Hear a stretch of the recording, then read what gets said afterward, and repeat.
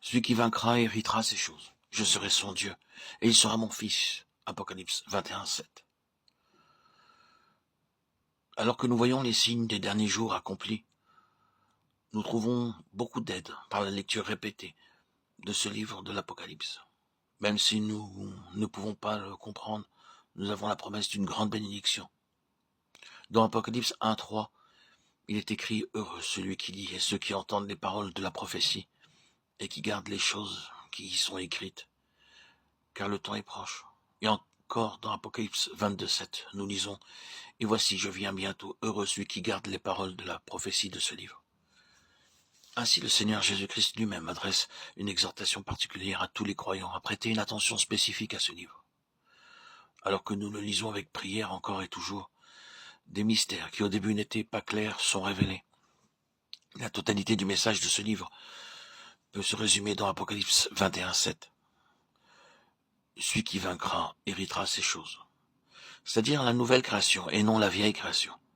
Parce qu'au verset 1er du même chapitre, l'apôtre déclare « Puis je vis un nouveau ciel et une nouvelle terre.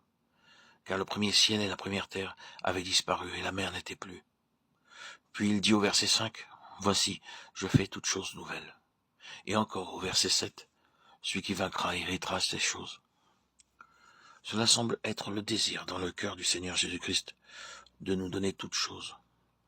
Car le même message est répété dans 1 Corinthiens 3, 22-23.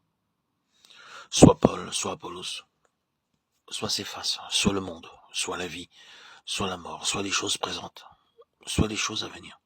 Tout est à vous, et vous êtes à Christ, et Christ est à Dieu. Nous ne pouvons jouir des choses de la nouvelle création que dans la mesure où nous apprenons à vaincre. Alors nous serons en mesure de réclamer notre pleine part dans l'héritage de la nouvelle création à venir. Premièrement, nous apprenons à vaincre par la foi, 1 Jean 5,4. C'est ainsi que nous commençons une vie de victoire. Tout ce qui est né de Dieu triomphe du monde. Et la victoire qui triomphe du monde, c'est notre foi. Nous apprenons à vaincre dans la mesure où nous avons la foi et que cette foi grandit en nous, parce que toutes les choses de Dieu sont reçues par la foi. De même, nous jouissons de tous les dons de Dieu par la foi. En fait, sans la foi, nous ne pouvons pas comprendre ou jouir des dons de Dieu. La parole de Dieu vient à nous affectueusement et librement. Dans ce livre, il nous est dit comment vaincre d'une septuple manière. Dieu utilise beaucoup d'illustrations pour nous aider. La phrase « celui qui vaincra » est répétée 7 fois dans le chapitre 2 et 3 de l'Apocalypse. Ces 2 chapitres peuvent de nouveau se diviser en 7 parties. Bien que 7 messages soient rapportés, nous pouvons dire qu'il y a en tout 49 messages dans les 2 chapitres. Tout d'abord, l'histoire de l'Église entière est résumée dans les messages aux 7 églises. Elle peut se diviser en 7 périodes. La première période de la souffrance de l'an 95 jusqu'en 325. Il y a eu d'intenses souffrances et des persécutions contre les croyants.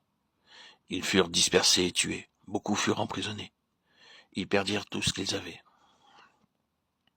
Cette persécution s'étendit sur 240 années environ. Avec la troisième période vint la chute. Lorsque Constantin devint empereur, beaucoup devinrent chrétiens uniquement parce que l'empereur était devenu chrétien. La fin de cette époque se produisit lorsque toutes sortes de pratiques babyloniennes furent introduites dans l'Église. Cette période s'étendit de l'an 325 jusqu'au début du 5e siècle. La quatrième période commence au début du 5e siècle et couvre les 1000 années suivantes. Elle fut appelée l'âge sombre. Toutes sortes de pratiques abominables furent introduites par les chrétiens au nom de Christ. La 5e période fut la période de la Réforme. Après cela vint la 6e période, durant laquelle l'Évangile fut annoncé à d'autres pays.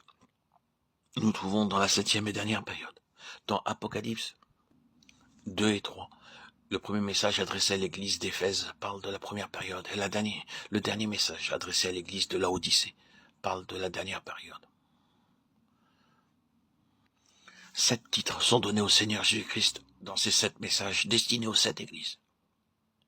Le Seigneur déclare « Je suis un tel et un tel » à chaque église, et par ces 7 titres que le Seigneur se donne, nous avons la révélation de sa septuple grandeur. Il nous est rendu très clair dans ces 7 messages combien il est grand et merveilleux. Ensuite, le Seigneur adresse 7 reproches aux églises. J'ai quelque chose contre toi, dit-il à chaque église. Les 7 reproches sont contenus dans ces messages. Il y a également les 7 grandes armes que le diable utilise contre le peuple de Dieu. Et il nous a également parlé des 7 armes qui nous sont données pour vaincre le diable. De même, 7 récompenses sont destinées à ceux qui vaincront. Et il y a 7 grandes expériences spirituelles par lesquelles nous devons passer pour être en mesure de vaincre. Il n'est pas nécessaire de connaître l'hébreu, le grec ou autre chose pour comprendre ces secrets. Simple, cependant. La parole de Dieu est simple. Elle est comparée à de l'eau dans Éphésiens 5, 26. Afin de la sanctifier en la purifiant et en la lavant par l'eau de la parole.